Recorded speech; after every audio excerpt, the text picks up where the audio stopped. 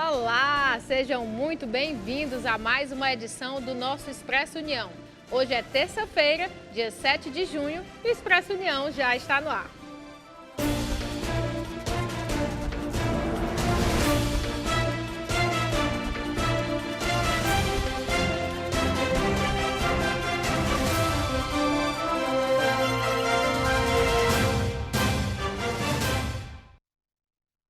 E já começa o jornal de hoje convidando você para acompanhar o nosso Expresso União de onde você estiver. Ao mesmo tempo em que eu estou aqui, estamos sendo transmitidos também em nossa plataforma de vídeo na internet. Segue o passo a passo para você não se perder no caminho. É só se inscrever no canal da Rede União, depois é só acessar nossos arquivos, conteúdos anteriores e, claro, nossos programas ao vivo. Viu como é simples? Tá aí, fica a dica para vocês.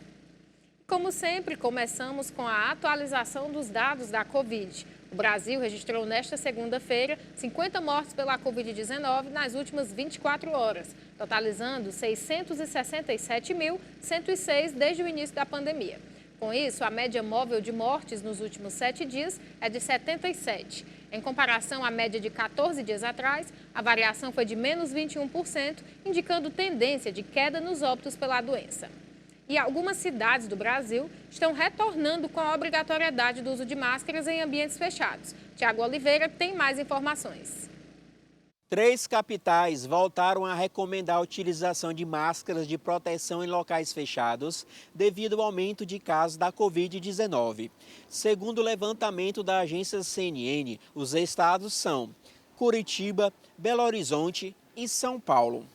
Essa e todas as demais capitais, junto ao Distrito Federal, desobrigam a exigência de proteção facial em todos os ambientes por decreto. Segundo a Prefeitura de São Paulo, a decisão de retorno leva em conta ao aumento na positividade dos testes rápidos para a Covid-19. Na semana epidemiológica 17, de 24 a 30 de abril, a taxa de positividade foi de 4%, enquanto em 30 de maio, a positividade foi de 18%. A Secretaria Municipal da Saúde de Curitiba explica que, junto ao aumento de infecções pelo coronavírus, está também a pressão enfrentada pelo sistema hospitalar devido ao crescimento de atendimento por outras infecções respiratórias. E em todo o mundo, estima-se que mais de 70 milhões de pessoas são afetadas por algum transtorno alimentar. Segundo a Associação Brasileira de Psiquiatria, é necessário ficar atento aos sinais da doença. Com uma estimativa de que mais de 70 milhões de pessoas sejam acometidas no mundo, o transtorno alimentar ocorre de várias formas, entre elas anorexia, bulimia e transtorno de compulsão alimentar. O transtorno alimentar é uma alteração no comportamento, uma distorção da autoimagem corporal. Então ele faz com que a pessoa coma em demasia, ou seja, comendo de menos, ou seja, comendo mais que o necessário. E há vários tipos de transtornos, como anorexia, nervosa, bulimia, compulsão alimentar. Pessoas com transtornos podem desenvolver anorexia nervosa e bulimia nervosa. E devido à gravidade, os dois casos podem levar à morte do indivíduo. Em geral, esse distúrbio alimentar é o resultado de uma alteração da autoimagem, fazendo com que a pessoa sempre se perceba acima do peso. Alguns sintomas característicos da anorexia nervosa envolvem o medo intenso em ganhar peso e mudanças constantes de humor e ansiedade.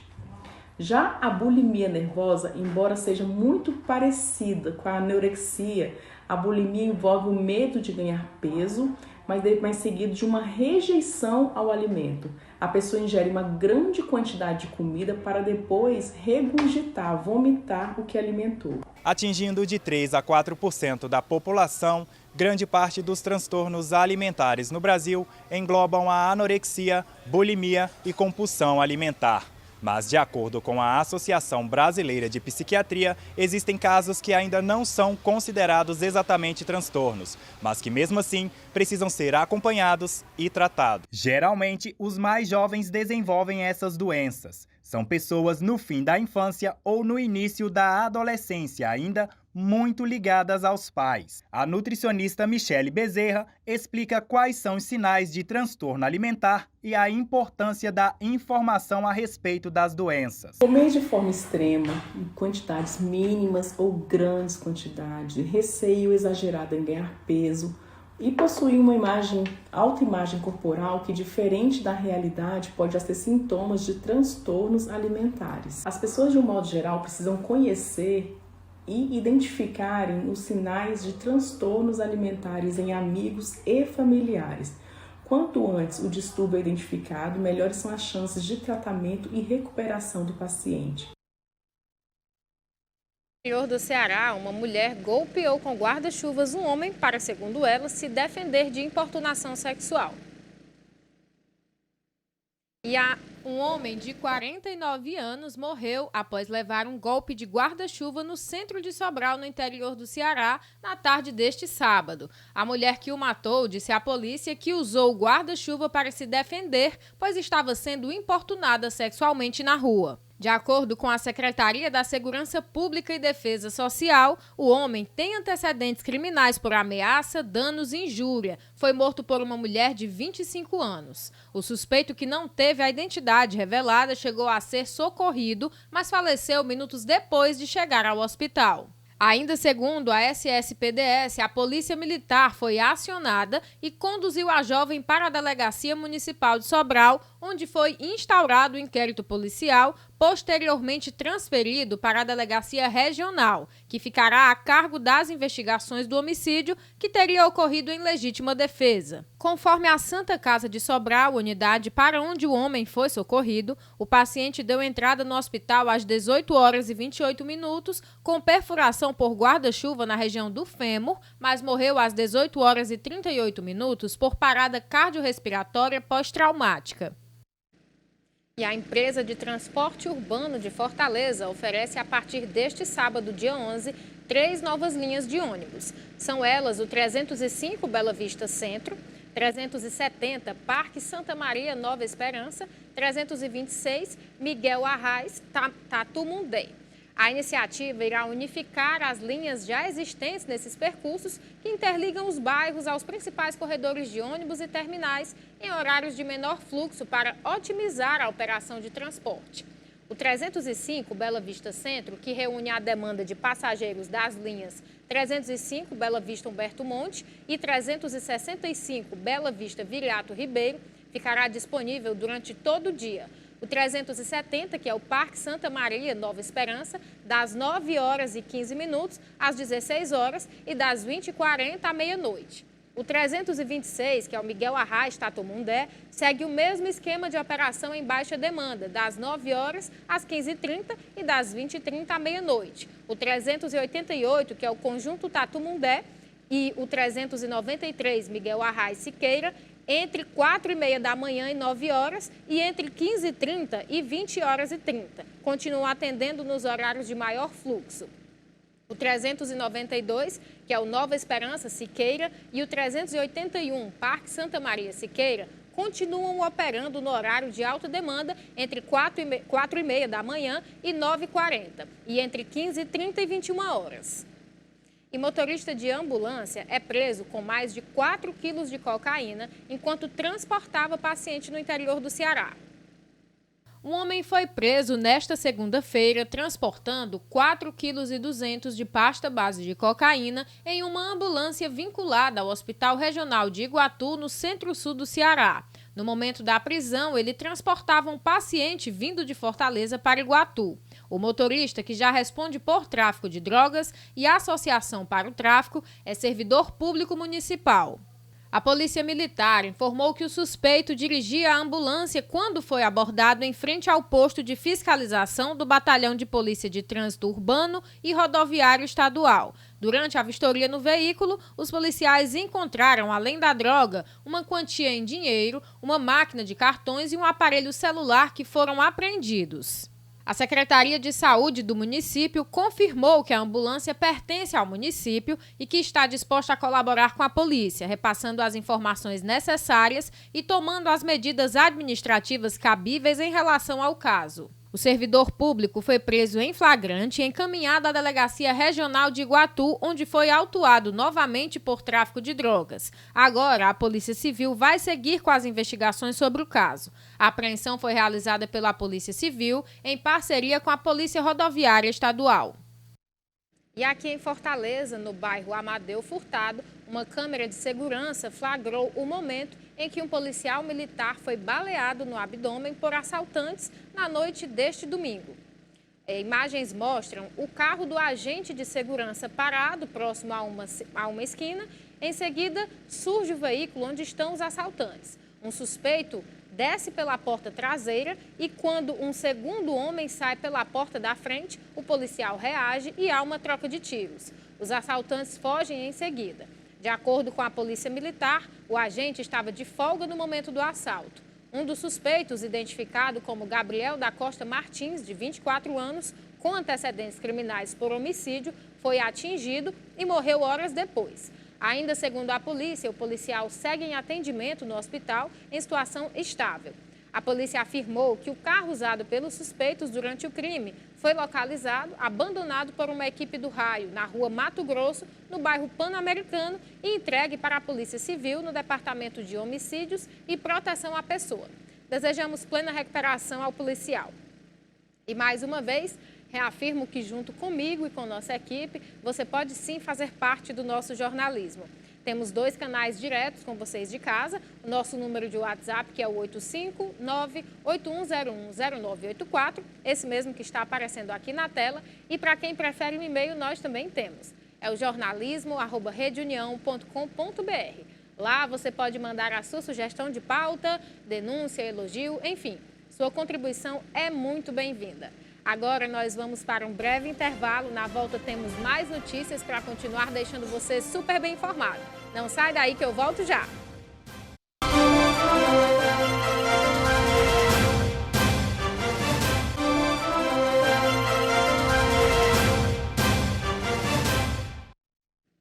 Voltamos agora falando de política, porque o presidente do TSE se reúne com representante do Telegram no Brasil. Na última segunda-feira, o presidente do Tribunal Superior Eleitoral, ministro Edson Fachin, se reuniu com o representante do Telegram no país. Segundo a agenda de Fachin, trata-se de uma visita institucional do representante ao presidente do TSE. O aplicativo de mensagens foi o último a firmar um acordo com a Justiça Eleitoral brasileira após uma série de tentativas realizadas no ano passado e no início deste ano. As tratativas só avançaram após o ministro Alexandre de Moraes determinar a suspensão do aplicativo em março deste ano. À época, Moraes atendeu a um pedido da Polícia Federal motivado pelo descumprimento de várias decisões judiciais pelo Telegram. Em maio deste ano, a plataforma oficializou o acordo de colaboração mútua para enfrentamento da desinformação. Foi o primeiro acordo do Telegram com um órgão eleitoral no mundo envolvendo cooperação e ações concretas. De acordo com o documento, que deve vigorar até 31 de dezembro de 2022, a parceria envolve a criação de um canal oficial do TSE na plataforma para divulgar informações oficiais sobre as eleições, suporte da equipe técnica do Telegram para o desenvolvimento de um robô para tirar dúvidas dos usuários sobre as eleições, além do desenvolvimento de uma nova funcionalidade na plataforma para marcação de conteúdos que contenham informações falsas.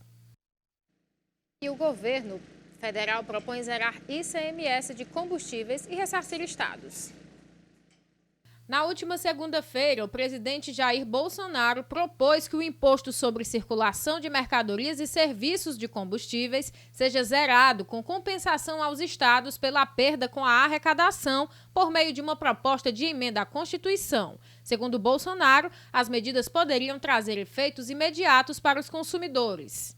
Em pronunciamento à imprensa no Palácio do Planalto, o presidente esteve acompanhado pelo ministro da Economia, Paulo Guedes, o ministro da Casa Civil, Ciro Nogueira, o ministro de Minas e Energia, Adolfo Sáchida, o ministro da Justiça e Segurança Pública, Anderson Torres, pelo secretário de Governo, Célio Faria, e ainda Augusto Heleno, chefe do Gabinete de Segurança Institucional, além dos presidentes da Câmara, Arthur Lira, e do Senado, Rodrigo Pacheco. Segundo Paulo Guedes, a medida, se aprovada, vai vigorar até 31 de dezembro deste ano e o valor entre 25 bilhões e 50 bilhões. O ministro da Economia não informou a data de envio da PEC, mas deve ser apenas após a aprovação do projeto de lei complementar que está em discussão no Senado. Confira agora um trecho do pronunciamento do presidente da República, Jair Bolsonaro. Então, a Câmara dos Deputados, o comando do deputado Arthur Lira, aprovou um projeto de lei complementar, que está no Senado. Fala, então, da redução de impostos para a essencialidade. Tem a ver com os combustíveis, energia elétrica, comunicações e transporte. Fixa num teto máximo o ICMS disso em 17%.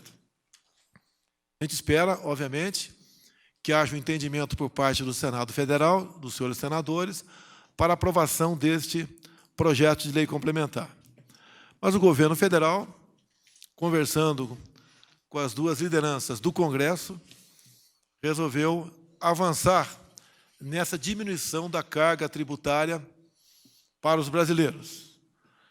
No tocante ao diesel, nós já zeramos o imposto federal do mesmo, que é o PIS/COFINS, e estamos propondo aos senhores governadores o 17% que fica para eles, em uma vez aprovado o projeto de lei complementar, nós, o governo federal, zerarmos o ICMS do diesel e nós pagaríamos aos seus governadores isso que eles deixariam de arrecadar.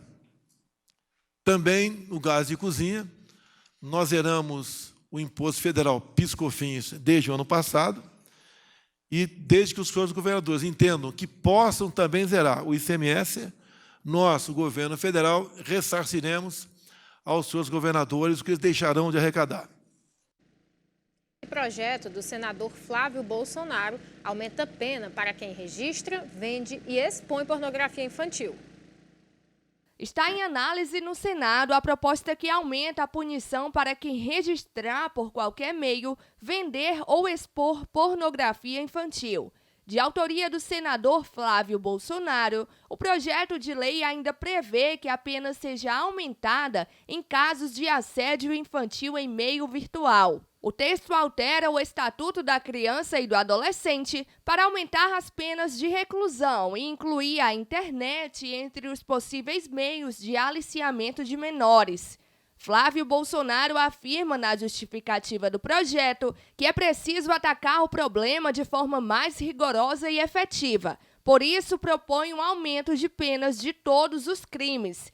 No caso das condutas mais graves, como a produção e venda de material com cena de sexo explícito envolvendo criança ou adolescente, a intenção é aumentar a pena de modo a impedir que, com a condenação, inicie o cumprimento da pena em regime aberto. A novidade da proposta é a inclusão da internet como um dos meios previstos no Estatuto da Criança e do Adolescente para o aliciamento, assédio ou constrangimento de crianças para a prática de atos libidinosos. O projeto também prevê penas mais severas para o crime. O texto ainda prevê que a pena seja aumentada de 1 a 2 terços se o agente utilizar o perfil em rede social para interagir com a criança e submeter a criança a qualquer tipo de abuso psicológico, e passa a ter pena de reclusão de 2 a 4 anos e multa quem simular a participação de criança ou adolescente em cena pornográfica por meio de adulteração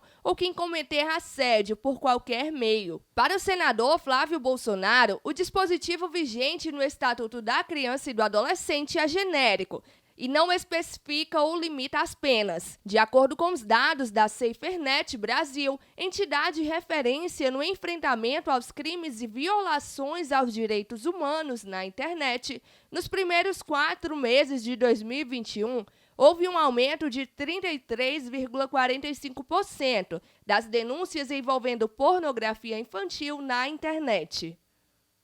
Falando agora de economia, pois depois de 5 semanas de suspensão por conta da greve de servidores, o Banco Central divulgou nesta segunda-feira o Boletim Focus. Após 5 semanas de suspensão por conta da greve dos servidores, o Banco Central divulgou a projeção mediana do Boletim Focus. Para o IPCA, Índice Nacional de Preços ao Consumidor Amplo, o mercado financeiro prevê inflação em torno de 9% ao ano. A taxa básica de juros, a Selic, deve fechar o ano em 13,25%. Atualmente, a Selic está em 12,75%. No boletim parcial, o mercado projeta um crescimento em 2022 de 1,2% do Produto Interno Bruto, o PIB, soma de todos os bens e serviços produzidos no país. O Focus também trouxe a expectativa do mercado em relação ao câmbio. Para 2022, o dólar deve ficar em R$ 5,05. A edição do boletim tem informações parciais das projeções do mercado financeiro, feita até a última sexta-feira, dia 3. E no Dia dos Namorados, comemorado no próximo domingo, dia 12 de junho, o comércio deve movimentar 2,5 bilhões de reais.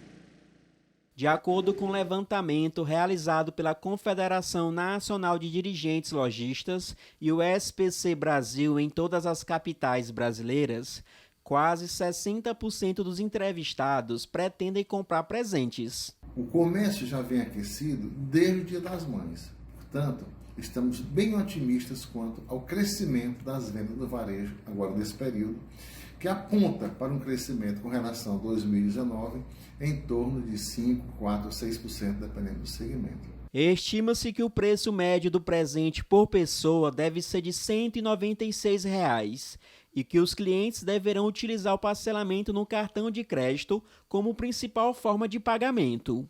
O SPC Brasil, juntamente com a CNDL, fez uma pesquisa e encontrou o ticket médio, isto é, a média de preço que os produtos serão vendidos, isto é, que os namorados irão comprar, em torno de R$ 196. Esse dado é importante, mas ele pode ser dobrado, porque serão 2 presentes. O presidente da CDL de Fortaleza, Assis Cavalcante, listou os produtos mais procurados no Dia dos Namorados e a expectativa da injeção de mais de 18 bilhões de reais na economia. E os produtos mais procurados?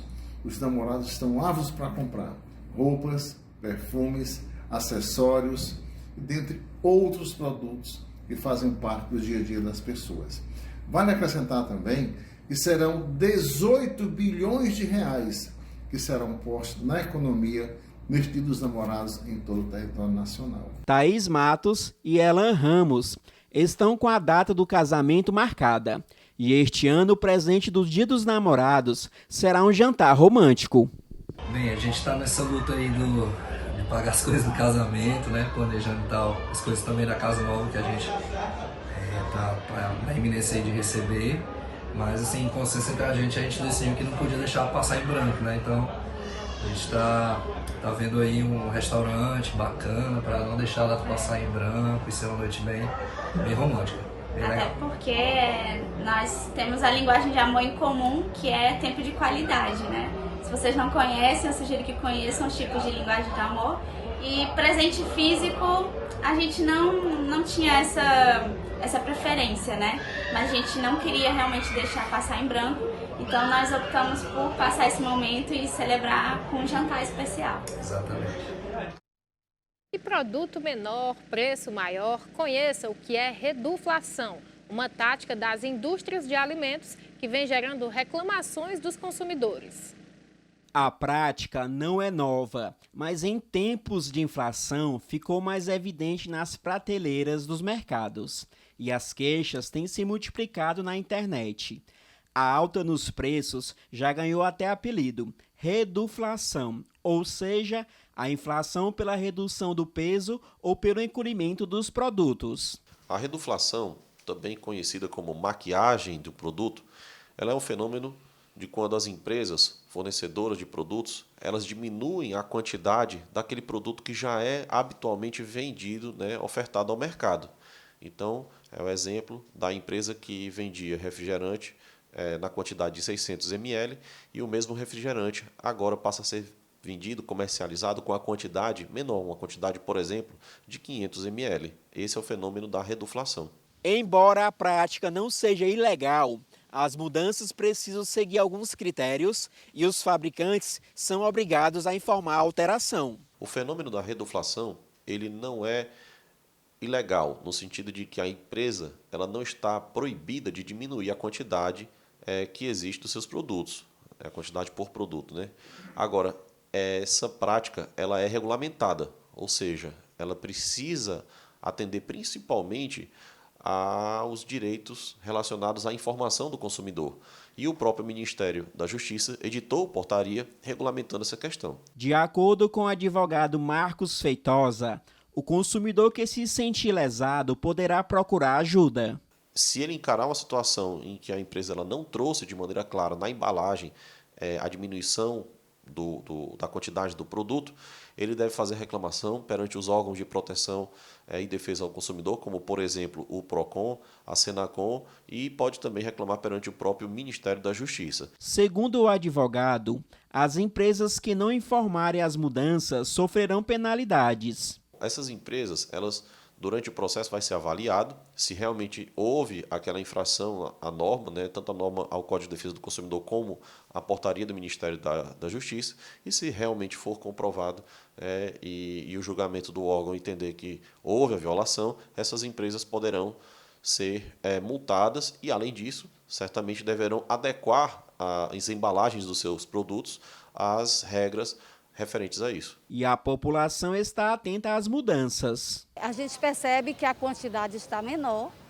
e com o preço muito mais caro. O que é que eu faço? Eu parto para outro produto. O leite, o macarrão, o açúcar, ele está vindo menos e está sempre mais caro. Sempre está vindo, praticamente 2 das semanas, o preço está aumentando muito. E você sabe o que é MEI? Quase 70% das empresas ativas no país são de microempreendedores individuais. Quase 70% das empresas em atividade no Brasil são formadas por microempreendedores individuais, segundo divulgado nesta segunda pela Secretaria Especial de Produtividade e Competitividade do Ministério da Economia. Segundo o boletim Mapa de Empresas, existem 13.489.017 MEI no país, de um total de 19.373.257 empresas ativas. Segundo o diretor do Departamento Nacional de Registro Empresarial e Integração do Ministério da Economia, André Luiz Santa Cruz, os dados mostram o sucesso das políticas de desburocratização e indicam que o país deixou de ser hostil ao empreendedorismo. Santa Cruz afirmou que o fato de ter grandes números de MEI é resultado do sucesso de política pública de formalização para quem tinha atividade informal, que não há dificuldades em abrir empresas no Brasil hoje. Segundo ele, o microempreendedor individual representa uma categoria importante que gera empregos formais, porque cada MEI pode contratar até um empregado e criam empreendimentos que prosperam.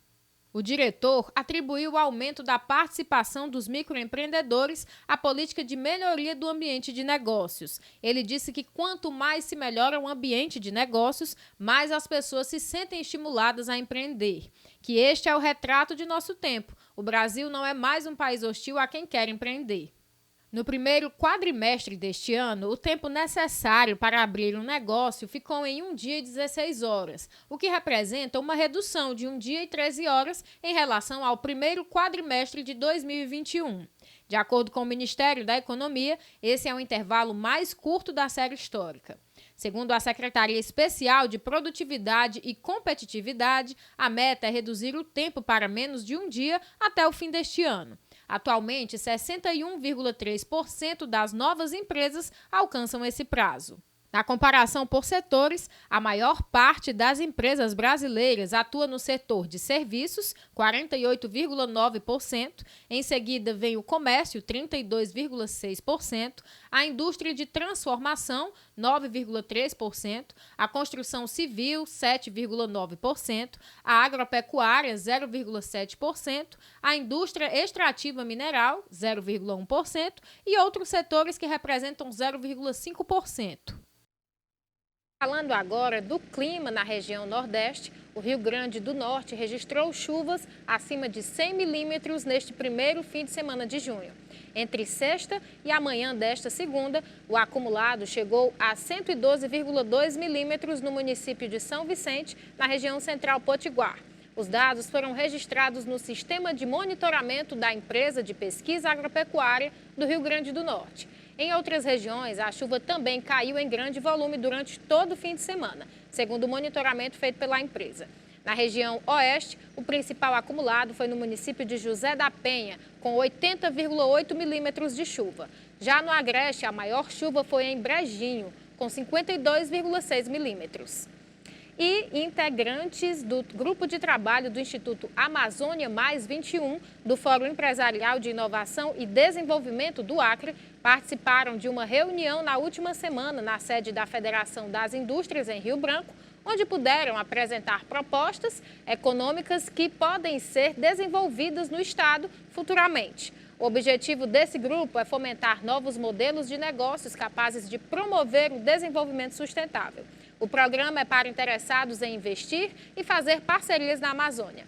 A iniciativa do Instituto nasceu da percepção e do reconhecimento do potencial econômico e da geração de negócios, considerando a biodiversidade e o bioma amazônico.